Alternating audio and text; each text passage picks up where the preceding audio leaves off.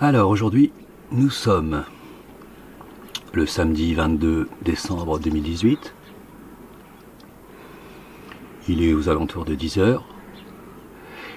Et on va se faire une spéciale Noël. Une spéciale Noël.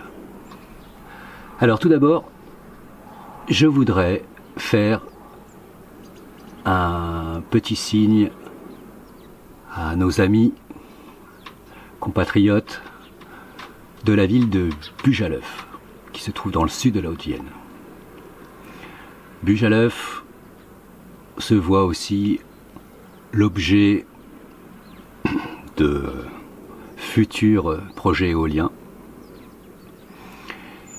Et donc, heureusement, il y a des gens, des citoyens qui sont vigilants, qui n'acceptent pas tout ce qu'on leur dit pour argent comptant, qui se posent des questions sur la validité des éoliennes et sur le changement drastique que cela génère sur un paysage et sur la vie des habitants. Enfin, voilà quoi. Évidemment, toutes ces informations-là, elles ne sont pas données ni par les promoteurs, ni par les conseillers municipaux et maires des communes concernées, évidemment. Évidemment, s'ils vous disaient la totalité des informations, les projets se feraient pas. C'est évident. Donc, grâce à une maman qui a dû prendre de son temps, de son énergie, pendant des mois, Anne Carcy, grâce à cette jeune femme, la population de Bujaleuf est aujourd'hui un petit peu plus au courant du fait de l'énergie éolienne et de ses conséquences sur un territoire qu'elle l'était avant cette réunion. Donc merci. Et vous pouvez lui dire merci franchement, parce que le travail qui a été effectué, c'est un travail formidable de synthèse. Enfin, c'est voilà, elle a de façon non prosélyte exposé toutes les problématiques, toutes les questions auxquelles personne ne répond concernant l'éolien.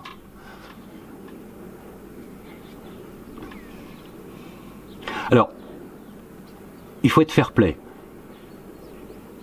Il faut aussi remercier les gens de la municipalité, parce que ils ont mis à disposition une salle, et pas la moindre, elle était magnifique. Ceci dit, vu la ville, vu la qualité architecturale de la ville que je n'ai aperçue que la nuit, je pense que cette magnifique salle des fêtes, c'était l'habitat peut-être le plus moche qu'ils peuvent avoir. Donc voilà, le niveau de la ville. C'est pour vous dire que là, on est vraiment sur des villes du Limousin, des villes du Limousin qui sont juste magnifiques, quoi, qui portent toute l'âme du pays, les pierres, l'architecture, les rues, les volets, toutes les matières.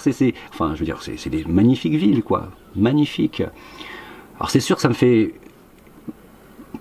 encore plus de mal que pour mon village. Moi, mon village, Lussac-les-Églises, enfin plutôt Cussal-les-Hélices. Bah oui, hein, franchement. Autant le renommer comme ça, hein. Cussal-les-Hélices, quoi. 6 éoliennes dans le fondement, quoi. Hein.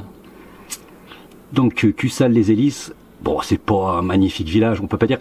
Ceci dit, il est pas laid non plus, quoi. Mais alors maintenant, c'est juste une merde, quoi. Ah ouais, c'est juste une merde sur la carte de France, quoi. C'est la honte, quoi. C'est franchement. Ouais, c'est. On devrait postuler pour le village le plus naze de France, quoi. Voilà ce qu'on est devenu, malheureusement, quoi.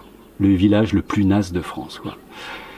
Tout le monde le sait, hein, quand vous débarquez de la grande route de Saint-Sulpice, voilà, vous voyez ce petit village au haut d'une butte avec ses petits toits en ardoise, tout ça. Pas en ardoise, oui, en ardoise certains, l'église en ardoise, la toiture en ardoise, mais tout le reste est en tuiles, enfin vraiment typique, quoi, voilà. Et puis derrière, vous voyez ces grandes saloperies, ces grandes structures là, c'est pour ceux qui sont un peu religieux ou je sais pas quoi, c'est carrément, c'est le signe de l'antéchrist, ce truc-là. C'est l'antéchrist, carrément, quoi. Ils vous le disent, là. On vous empale. Donc voilà. Au départ, oui. Donc, faut reconnaître que les gens de la mairie de Bouge-à-l'œuf ont eu le courage d'être présents, déjà la gentillesse, le fair play de mettre à disposition une salle, très bien équipée, tout. Enfin, on était super bien, quoi. Et d'être présents. Alors, franchement, chapeau. Alors, on pourrait penser que ce sont des gens très courageux ou quoi que ce soit, mais en fait, à terme, il en est ressorti que c'est en fait l'ignorance qui a guidé tout ça. Et oui, c'est vraiment l'ignorance la plus totale, quoi. La plus totale. Parce que ils en sont au stade premier, hein. Au stade premier de l'imposture, quoi. Mais ils le savent pas vraiment, ils sont pas vraiment conscients. Non, voilà ce que je dis. À Bouge-à-l'œuf, les autorités, celles qui prêchent pour l'éolien, ils sont ignorants plus que malhonnêtes. Bon, ils sont un peu malhonnêtes aussi quand le maire vous explique que lui, il veut pas participer au vote parce que justement, dans l'intérêt de la nation et du climat, il veut accepter des éoliennes sur ses terrains. Bon, en fait, là, c'est pas... c'est de la stupidité plutôt qu'autre chose, ou je sais pas, enfin, le mec est maire, quoi. Le mec, il est maire, quoi. Qu'est-ce qu'on fait, quoi? Au secours. Non, mais je ris parce que c'est juste dramatique, quoi. Ce mal dont souffre monsieur le maire de Bouge-à-l'œuf, apparemment, c'est un mal qui malheureusement s'est répandu ces derniers temps dans toutes les communes de France, ou en tout cas toutes les communes de France qui ont été en contact avec les gens de l'éolien. Regardez un exemple. Sur sa commune, a besoin d'être rassuré. On n'a plus de questions aujourd'hui, si ce n'est l'aspect étude acoustique, parce qu'on va être sur une ligne d'éolienne qui sera un peu plus proche que celle que nous connaissons actuellement. Et il vous a rassuré déjà aujourd'hui, Monsieur Banel, ou pas? Oui, on connaît les éoliennes de 2005. On est aujourd'hui sur des éoliennes qui ont une technologie bien plus avancée et avec une émergence acoustique. Alors, pour ceux qui ne vivent pas la réalité de l'éolien comme moi je la vis par exemple, ou comme des tas de riverains la vivent en France, on ne peut pas vous en vouloir de ne pas saisir les affres dont nous souffrons, puisque il faut y être exposé pour le comprendre. Vous voyez, il y a que ça. Cette question à présent, les éoliennes sont-elles mauvaises pour notre santé? Le débat n'a jamais été tranché alors que les projets de parcs éoliens se multiplient, y compris en Île-de-France. Des scientifiques réunis en colloque cette semaine demandent aujourd'hui une enquête épidémiologique sérieuse et indépendante. Pascal Sorgue, Mustapha Tafnil. Ni pour, ni contre. Cohabiter sans passion, ni parti pris, tel est l'enjeu de ce colloque scientifique. Ce colloque sur la santé, c'est de mettre en avant la santé au moins pour une journée et de faire en sorte qu'elle ne soit plus prise en otage ni par les pro-éoliens ni par les anti-éoliens. Voilà pour le postulat de base. Et c'est pour étayer les hypothèses, fixer les chronologies, comparer que se sont réunis acousticiens, ingénieurs, ORL, médecins. L'éolien, au cœur de notre santé, le bruit par exemple, quel impact? Ce sont les ultrasons, donc inférieurs à 20 Hz, que l'on n'entend pas, ils sont infrasons, mais qui ont une conséquence physiologique sur les personnes. Sylvain Fauvet a fait l'objet d'une étude de cas médicale. Depuis l'implantation d'un champ éolien près de chez lui, sa famille souffre et lui ne dort plus. Depuis que ces éoliennes sont là, j'ai toujours cette pression, cette sensation comme une sensation même physique que je ressens, qui coupe mes nuits, qui m'énerve. Et donc on est très fatigué. Enfin, on habite à la campagne, on a un cadre de vie magnifique et on a perdu tout plaisir de vivre là. Ce sont également les mêmes plaintes que l'on retrouve dans d'autres pays. Et c'est justement le poids du nombre des observations qui sont très comparables les unes aux autres, qui permet de dire il y a un problème il faut s'en occuper. De nombreuses études commencent également à majorer l'impact de l'éolien sur le monde animal. On se rend compte souvent qu'en observant les animaux, on découvre des choses sur l'homme. Et si les symptômes se ressemblent, on a un indicateur supplémentaire. On fait le procès aux gens qui se plaignent des éoliennes, qui souffrent de maux de tête et de céphalée et de troubles du sommeil. On leur reproche d'être malades uniquement parce qu'ils n'aiment pas les éoliennes. Voilà. Et les animaux, on ne peut pas leur reprocher de ne pas aimer les éoliennes. Tous ces problèmes de santé ont désormais un nom, le syndrome éolien. Ces scientifiques réclament une enquête épidémiologique.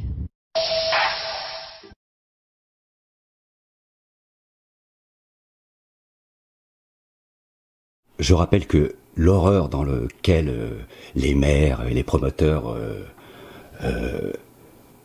mettent les riverains, c'est une horreur, c'est pas qu'une horreur acoustique évidemment, c'est pas qu'une horreur visuelle, c'est aussi une horreur psychologique, une horreur sociale, une horreur culturelle, une horreur économique, c'est l'horreur absolue, c'est la négation de tous vos biens, de tout ce que vous êtes, de tout l'espace qui est un patrimoine commun et que vous, entre autres, dont vous pouvez jouir, bénéficier, dont vous pouviez jouir et bénéficier jusqu'à maintenant, mais qui leur appartient en fait. Voilà, c'est ça. C'est économique. Ben, personne va acheter une maison qui se trouve au milieu des éoliennes. Non, ça c'est pas. Et malheureusement, quand vous allez sur les sites de Fédération Énergie Éolienne, ils vous disent le contraire. Ils vous disent que c'est de l'intox. La dévaluation immobilière due à l'éolien est une intox. Non, ce n'est pas vrai, ils disent. Voilà, c'est de la désinformation. Et on les laisse, évidemment, afficher ça sur leur site, en toute légalité, quoi. Alors que ce sont clairement des mensonges. Ce sont des mensonges. Enfin, je sais pas si même si vous vivez pas sous une éolienne, si vous avez vu quelques-unes des vidéos présentes sur cette chaîne, ou si vous... Voilà. Mais de toute façon, tout ça, c'est en train d'émerger entre les colloques, les pétitions. Voilà, il y a des choses qui sont en train d'émerger. Il y a des tas d'associations. Moi, j'ai rencontré des tas d'associations qui font des choses, qui sont vraiment hyper actives par leur pédagogie, par leur présence. Voilà, mais le lobby est tellement énorme, tellement puissant. Vous imaginez qui est derrière? C'est pas n'importe qui derrière. C'est les mêmes mecs qui vous vendent de l'électricité, du pétrole et tout quoi. C'est pas un hasard tout ça. Donc voilà, on n'est pas dans la conspiration. Hein, non, oulala, loin de moi l'idée de conspiration. Oulala, non, il n'y a pas de conspiration. Enfin si, il y en a peut-être, mais moi je crois sincèrement à la convergence des intérêts. Ça me paraît plus probable. La convergence des intérêts, vous voyez? Ah oui, toi t'es noir, toi t'es juif, toi t'es arabe, toi t'es bouddhiste, toi t'es machin. Mais on n'a rien à foutre. On a le même intérêt, mon pote. Oui, on a le même intérêt, c'est le pognon. Donc voilà, hein, le monde il fonctionne plutôt comme ça. Hein. Désigner telle ou telle ethnie ou telle culture ou communauté ou je sais pas quoi, ça serait un peu simpliste comme vision du monde. Mais bon.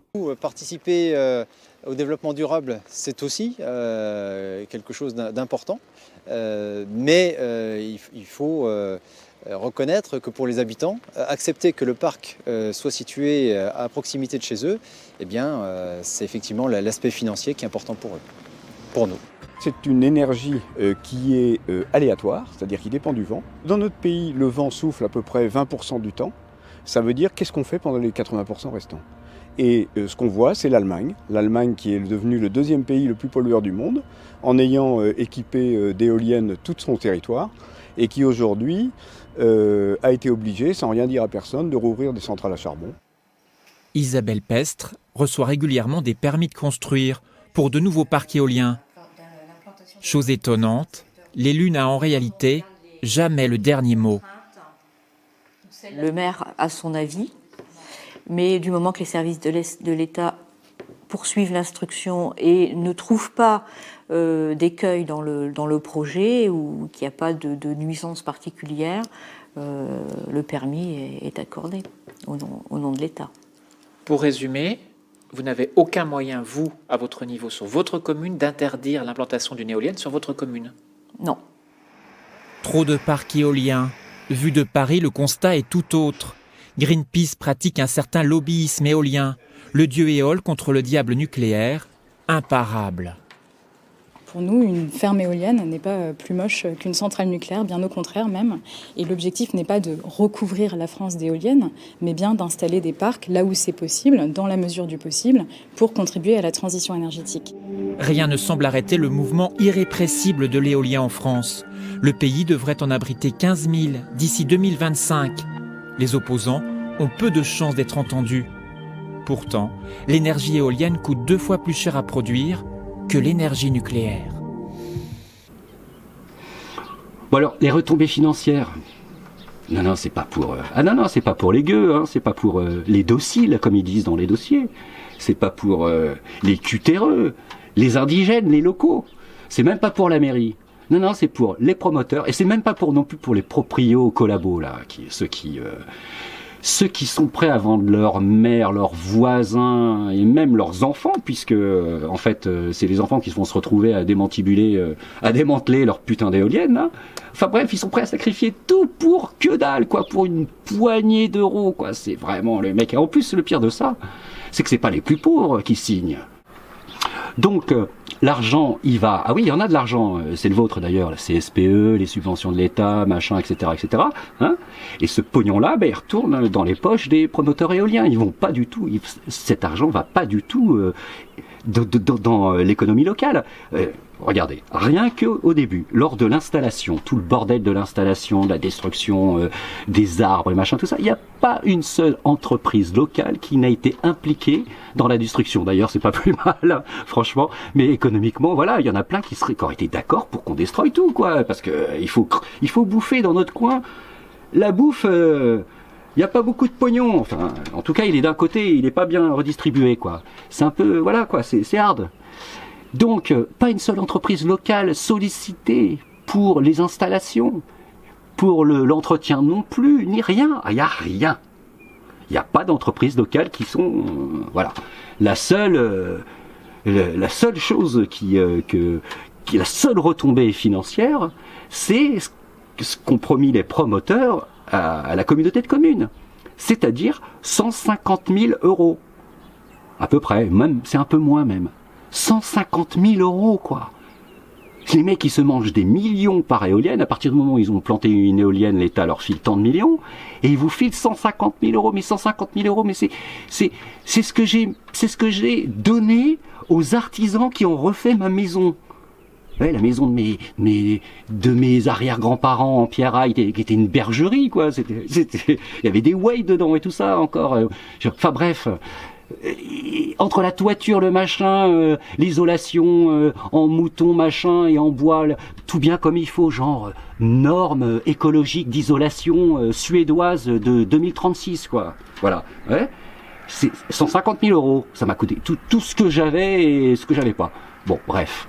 Je l'ai bien voulu, hein, investir autant d'argent dans une maison qui en vaut moins financièrement, je parle, parce que le cœur, lui, il dit autre chose, hein. Sachant que j'allais jamais récupérer mes billes, évidemment, c'est bien mon souci, mais pour vous dire que tout le monde ne dépense pas de l'argent pour gagner de l'argent, quoi. Enfin, peu importe. Bon, bref, 150 000 €, moi, c'est ce que j'ai mis, moi, c'est ce que j'ai injecté à moi tout seul, petit zigoto, hein, petit rigolo, là, qui revient de Paris, il revient dans la maison de ses grands-parents parce que voilà, ça fait 20 ans qu'il pense à ça et que il se dit que Paris c'est même pas la peine, c'est plus la peine. Bon voilà. Moi j'ai mis ça, moi. Et c'est super truduc promoteur of the world, je sais pas quoi, machin qui touche un méga pognon, c'est le nôtre. Il réinjecte la même somme en plusieurs années, hein. Non mais attendez, rappelez-vous ce que disaient Desproges, notre Limougeot préféré, hein. Il disait que la problématique dans ce monde, c'était quand même qu'il y avait des mecs qui étaient au pouvoir, qui avaient un QI qui était inférieur à leur température anale. Et ouais, et ben là, c'est le cas, là c'est le cas, franchement. Non mais Enfin voilà quoi. Alors évidemment, moi si j'étais un promoteur éolien, je serais mort de rire quoi. Comment on les a bien niqués ces cutéreux. Non seulement on les nique au niveau de l'argent, et en plus on leur nique la santé quoi. Et quand ils en auront bien marre, qu'ils vendront leur baraque qui vaut plus rien pour une bouchée de pain, on rachètera tout ça quoi. Voilà. Alors transition écologique mon cul, ouais. Transition écologique éolienne. Vous savez ce que disent les gens des éoliens ? C'est très simple, ils disent, de toute façon, que ce soit bien ou pas l'éolien, de toute façon vous êtes obligés parce qu'il y a un mixte écologique. Donc nous, on fait partie du mixte écologique. Alors, c'est pas vrai, il n'y a pas un mixte écologique, parce qu'en fait, ils sont eux tout seuls et ils ont écrasé toutes les autres énergies renouvelables. Et deux, c'est quoi? C'est de la discrimination positive, c'est quoi? Vous êtes les handicapés de l'énergie, on doit vous aider parce que au nom de la démocratie de l'énergie, genre discrimination positive. Ah, on doit faire avec les éoliens parce qu'ils sont trop nuls pour produire de l'électricité, mais il faut les aider. Vous voyez que, en gros, ou bien vous avez une dépression atlantique et toutes les éoliennes produisent, qu'elles soient en Espagne, en Allemagne, en France, en UK, etc. Ou bien vous êtes en régime anticyclonique et vous avez un peu de vent résiduel à Gibraltar, dans le couloir rhodanien, etc. Mais vous avez un talon et la puissance installée est là-haut. Donc ce que vous dit ce graphique, c'est qu'en moyenne, vous n'êtes sur ces 6 mois, vous n'êtes jamais à mieux que la moitié de la puissance installée. Que la puissance garantie est une petite fraction de la puissance installée, de l'ordre de quelques pourcents. Et vous voyez ici clairement l'intermittence induite que vous devez contrebalancer par soit des barrages, soit des centrales à gaz. Alors les Espagnols ont choisi des centrales à gaz, ce qui maintenant leur coûte bonbon en gaz et en CO2. Donc en même temps qu'ils installaient 15 gigawatts d'éolien, ils ont installé 20 gigawatts d'éolien, ils ont installé 15 gigawatts de centrales à gaz, et ils publient des très beaux communiqués de presse quand c'est l'éolien qui domine, mais enfin ils devraient publier 3 fois plus souvent des communiqués de presse en expliquant que c'est le gaz qui domine. Hein? Ah bah oui, c'est exactement ça qu'ils devraient faire. Les Allemands ont choisi de compenser ça avec le charbon, et les Danois, ils ont fait un truc qui est absolument génial. Comme en gros le pays est trop petit compte tenu de la quantité d'éoliennes qu'il a pour absorber sa propre électricité d'origine éolienne, quand le vent souffle, il exporte. Vers qui est-ce qu'il exporte? Vers les pays avec lesquels il est interconnecté. L'Allemagne d'une part et la Norvège de l'autre. Quand la Norvège reçoit de l'électricité danoise, que le Danois ne peut pas, il doit s'en débarrasser, c'est pour l'équilibre du réseau électrique, il doit absolument s'en débarrasser. Que fait le Danemark à ce moment? Il est prêt à la vendre à n'importe quel prix. Quel est le prix auquel la Norvège va accepter l'électricité danoise? Le coût de production marginal d'un barrage. Vous savez, le coût de production marginal d'un barrage, c'est les 3 minutes d'ouvrier qui sont nécessaires à ouvrir et fermer le robinet, c'est zéro. Zéro. Donc les Danois ont subventionné, avec leur argent à eux, une industrie qui va vendre à l'exportation à un coût marginal nul. Et quand eux, ils ont besoin d'électricité parce qu'il n'y a pas de vent, ils importent en provenance du producteur norvégien qui, pas fou, là pour le coup, leur fait payer le prix fort puisque c'est de l'électricité de pointe. Donc le Danemark a bâti un formidable, et c'est pour ça qu'il y a eu la bronca au Danemark sur ces subventions à l'éolien qui ont été abandonnées depuis, tout simplement parce que ça revient à subventionner le producteur danois, le producteur norvégien qui possède les barrages. Voilà, donc les Norvégiens sont ravis et ils sont tout à fait pour l'électricité d'origine éolienne, tout comme du reste les vendeurs de gaz. Si vous faites venir ici un vendeur de gaz, il va vous expliquer que l'éolien, il trouve ça absolument génial. Moi, à Copenhague, j'étais allé au meeting de l'International Gas Union, où tous en chœur, j'étais le seul Français dans la salle, je crois, et il n'y avait pas un journaliste dans la salle. Hein. Et tous en chœur, les gaziers disaient « l'éolien, c'est génial, l'éolien, c'est génial, l'éolien », voilà, tous en chœur.